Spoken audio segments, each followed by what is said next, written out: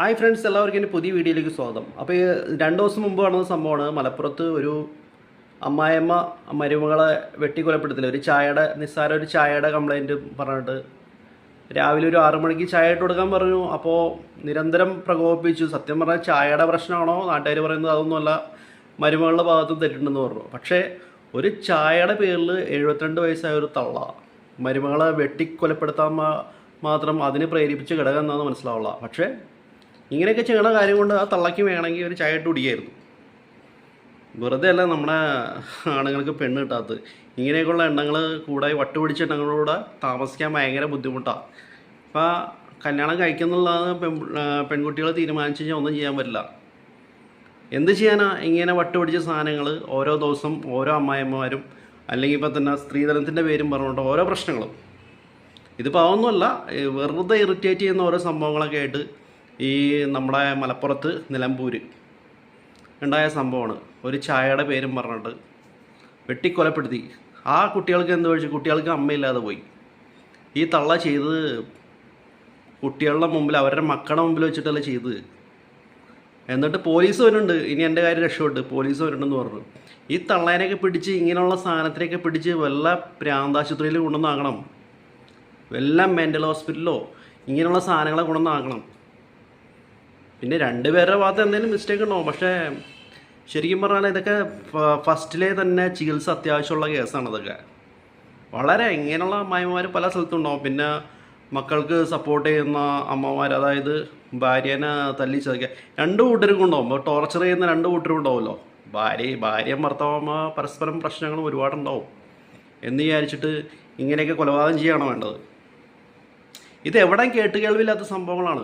എവിടെയും കേട്ടുകേൾവില്ല. കാര്യം വിചിത്രമായ ഒരു സംഭവമാണ്. കാര്യം ഇത് ആദ്യമായിട്ടാണ് ഇങ്ങനെ കേരളത്തിൽ തന്നെ ആദ്യമായിട്ടുണ്ടായൊരു സംഭവം. ഒരു ചായയുടെ പേരിൽ ഒരു കൊലപാതകം എന്ന് പറഞ്ഞു കഴിഞ്ഞാൽ വളരെ മോശമായിപ്പോയി. ശരിക്കും പറഞ്ഞാൽ ആ തള്ള ഇങ്ങനെയൊക്കെ ചെയ്തിട്ട് ഒരു കൂസലില്ലാതെ പോലീസ് ജീപ്പിലേക്കൊക്കെ കയറണമാണ് കേട്ടോ. പോലീസ് ജീപ്പിലേക്ക് ഒരുത്തും യാത്രയാക്കണുണ്ടോ?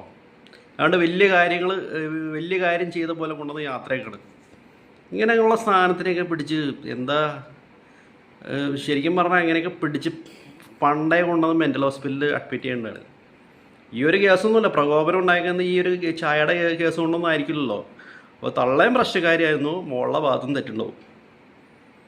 അപ്പോൾ എന്ന് വെച്ചാൽ ഇങ്ങനെയൊക്കെയുള്ള എണ്ണങ്ങളിലൂടെ താമസിക്കാൻ ഭയങ്കര ബുദ്ധിമുട്ടാണ്.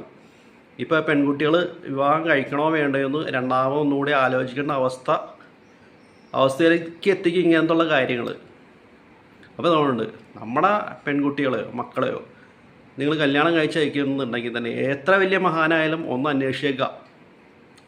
വീട്ടിലെയും വീട്ടുകാര്യങ്ങളൊക്കെ ഒന്ന് അന്വേഷിച്ചേക്കുക, എന്നിട്ട് കെട്ടിച്ചുകൊടുക്കുക. ഇനി കല്യാണം കഴിക്കാൻ നിന്ന് പോയി കഴിഞ്ഞാൽ എന്താ, ഒന്നുമില്ല, അവിടെ നിൽക്കട്ടെ എന്ന് വിചാരിക്കുക. ഇങ്ങനെയൊക്കെ പോയി ഇങ്ങനെയൊക്കെ ഉള്ള ചാവുന്നതിനും ഭേദമല്ലേ? അപ്പോൾ എന്ന് വെച്ച് കഴിഞ്ഞാൽ ഭയങ്കര ഒരു ദൗർഭാഗ്യകരമായ ഒരു സംഭവമായിപ്പോയി. സംഭവം ഇങ്ങനെ കേട്ടുകേൾവില്ലാത്ത സംഭവമാണ്. അപ്പോൾ നമുക്ക് ഇതിനകത്ത് പറയാനുള്ളത് വെച്ചാൽ, ഇങ്ങനെയുള്ള തള്ളമാരോ ഇനി കുട്ടികളോ അല്ലെങ്കിൽ ആരെങ്കിലും ഫസ്റ്റിലേ കണ്ടുപിടിച്ച് ചികിത്സ ചെയ്യണം. അല്ലെങ്കിൽ ഇതിങ്ങനെയും ക്രിമിനൽസ് ഇങ്ങനെയുള്ള ക്രൈം ഇനി ആവർത്തിക്കും. അപ്പോൾ അതുകൊണ്ട് ഇങ്ങനത്തുള്ള സംഭവങ്ങൾ ഇനിയും നടക്കാതിരിക്കട്ടെ. എന്തായാലും ഈ നാട് നന്നാനുള്ള ഒരു ലക്ഷണമില്ല. ഇതിങ്ങനെ അങ്ങോട്ട് പോവും. പക്ഷേ നമ്മൾ ഭാര്യേനെ ഭർത്താവ് വെട്ടിക്കൊലപ്പെടുത്തിയിട്ടുണ്ട്, അതേപോലെ തിരിച്ച് ഭാര്യയും ഭർത്താവിനെ വെട്ടിക്കൊലപ്പെടുത്തിയിട്ടുണ്ട്. പക്ഷേ ഇങ്ങനത്തെ ഒരു അമ്മായിയമ്മ മരുമകളെ കൊല്ലുക എന്നൊക്കെ പറഞ്ഞത് ആദ്യമായിട്ടൊരു സംഭവമാണ്. കേട്ടുകേൾവില്ലാത്ത സംഭവം. അതൊരു ചായയുടെ പേരും പറഞ്ഞിട്ട്. എനിക്ക് തോന്നുന്നത് ചായയുടെ പേരൊന്നുമില്ല, ചായയുടെ പേരും പറഞ്ഞിട്ടായിരിക്കില്ല. നിരന്തരം പ്രകോപനം സൃഷ്ടിച്ചു. 2 പേരും അങ്ങോട്ടും ഇങ്ങോട്ടും പ്രശ്നങ്ങളുണ്ടായി. അങ്ങനെയൊക്കെയാണ് കാര്യങ്ങൾ. അപ്പോൾ എന്തായാലും വളരെ ദൗർഭാഗ്യകരമായൊരു ഇതായിപ്പോയി. നമ്മുടെ കേരളത്തിൽ നടന്ന് ഭയങ്കര ഒരു വിഷമമുണ്ടാക്കുന്ന കാര്യങ്ങളാണ്. അപ്പോൾ ഇനി ഇങ്ങനെയുള്ള സംഭവങ്ങൾ ഉണ്ടാവാതിരിക്കട്ടെ. അപ്പോൾ ഇത്രയേ ഉള്ളൂ ഇന്നത്തെ വീഡിയോ. അടുത്ത വീഡിയോ ആയിട്ട് വരാം. അപ്പോൾ ഓക്കെ, നമസ്കാരം.